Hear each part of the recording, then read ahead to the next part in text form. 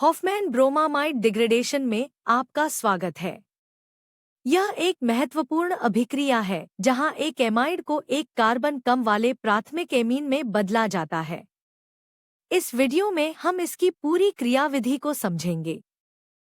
पहले चरण में क्षार यानी बेस से प्राप्त हाइड्रोक्साइड आयन एमाइड के नाइट्रोजन पर मौजूद एक हाइड्रोजन परमाणु पर हमला करता है और उसे प्रोटॉन के रूप में निकाल लेता है।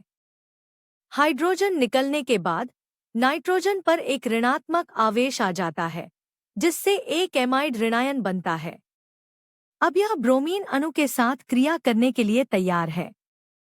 दूसरे चरण में एमाइड ऋणायन ब्रोमीन पर हमला करता है, जिससे नाइट्रोजन और ब्रोमीन के बीच एक नया बंधन बनता है।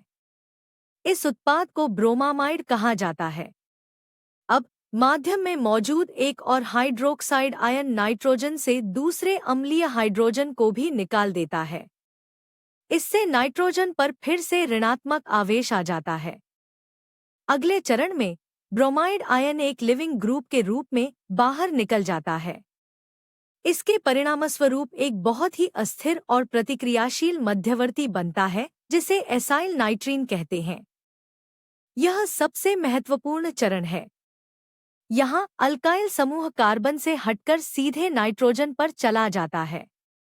इसे एक दो अल्काइल शिफ्ट या पुनर्व्यवस्था कहा जाता है।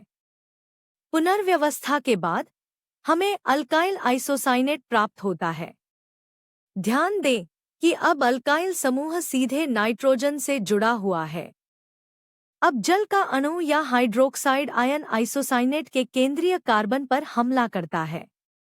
यह कार्बन डाइऑक्साइड निकलने की प्रक्रिया की शुरुआत है। एक अस्थिर कार्बामिक एसिड मध्यवर्ती बनता है, जो तेजी से कार्बन डाइऑक्साइड छोड़ देता है। इस प्रक्रिया को डिकार्बोक्सिलेशन कहते हैं। अंत में हमें प्राथमिक एमीन प्राप्त होता है।